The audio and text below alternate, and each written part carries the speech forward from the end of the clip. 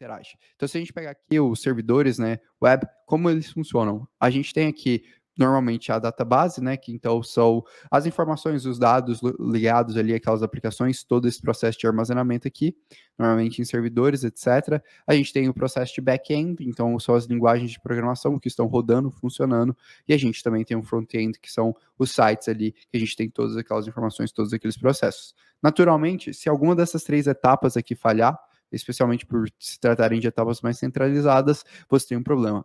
E onde que mora ali o maior problema, né? Que são justamente nas datas bases, ou seja, nas informações que a gente tem no web e no back-end. Então, quando a gente está falando de web 2.0, a gente está falando dessa estrutura aqui de internet, e a gente está falando justamente desses problemas ligados a esses 2 pontos. Quando a gente começa a pensar na ideia de uma internet web 3.0, como seria essa ideia, como seria essa estrutura? Naturalmente, a gente converte esse processo aqui de back-end, dessas aplicações estarem rodando, e também a parte de armazenamento de dados em uma blockchain. Então, a gente teria ali uma máquina virtual, que serviria ali como um grande computador descentralizado, que estaria interagindo ali com os seus códigos, né, com suas determinadas linguagens de programação, e estariam armazenados nos blocos da blockchain de forma pública, e teriam ali a visualização, né, do front-end, então das aplicações, sites, etc.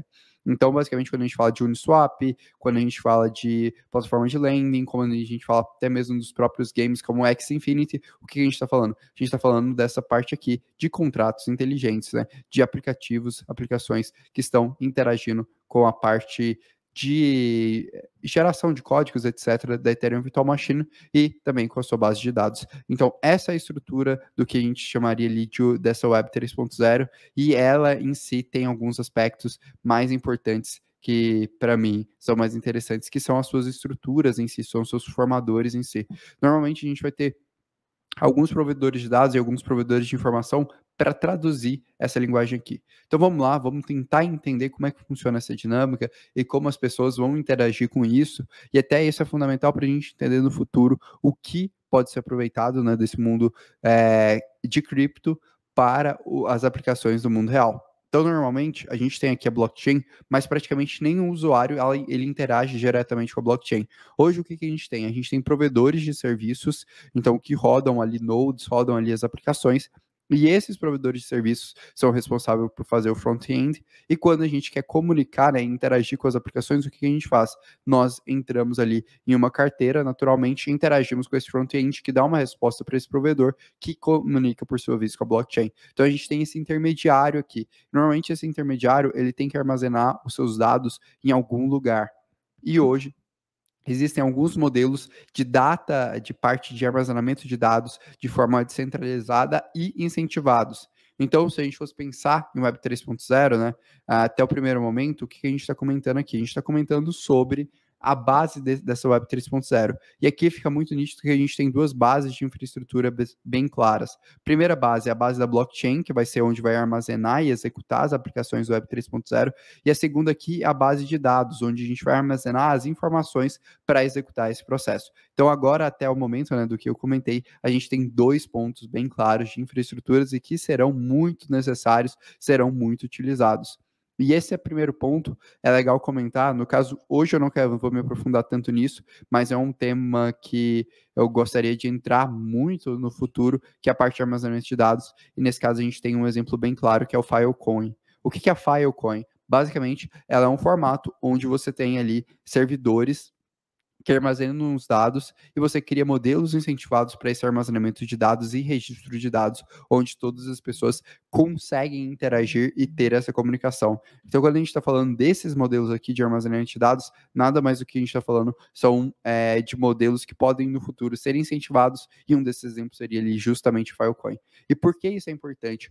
Porque a blockchain, naturalmente, no seu armazenamento de blocos, etc., ela não pode necessariamente suportar todos os dados e suportar todas as informações necessárias para a gente ver as aplicações, tampouco isso faz muito sentido. Por quê? Porque todos os nodes, todas as pessoas que estão ali rodando a blockchain, eles naturalmente precisam, né, de ter aqueles blocos, ter aquelas informações para funcionar bem, para funcionar nessa dinâmica. Então, esse tipo de serviço aqui se torna essencial à medida que a gente expande, né, a utilidade, a necessidade de dados em blockchain. Hoje, isso não é um problema, mas no longo prazo, isso pode ser, sim, um problema significativo. Por isso que aplicações como essa devem estar ali no nosso radar, a gente deve estar observando, deve estar estudando, até porque a questão de dados, em algum momento, a gente vai ter que visualizar, a gente vai ter que começar a analisar e trabalhar essa dinâmica.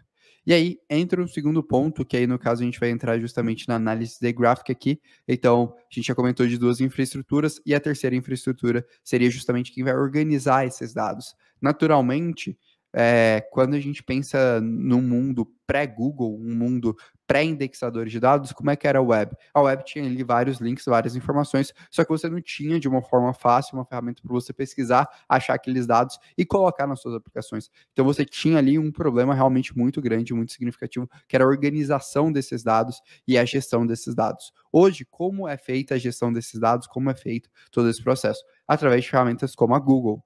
Só que ferramentas como a Google possuem seu algoritmo próprio, um algoritmo de uma forma mais centralizada, não necessariamente vão te mostrar as informações que você quer e não necessariamente tem uma garantia que justamente serão ali as informações que você quer, que você vai ter acesso.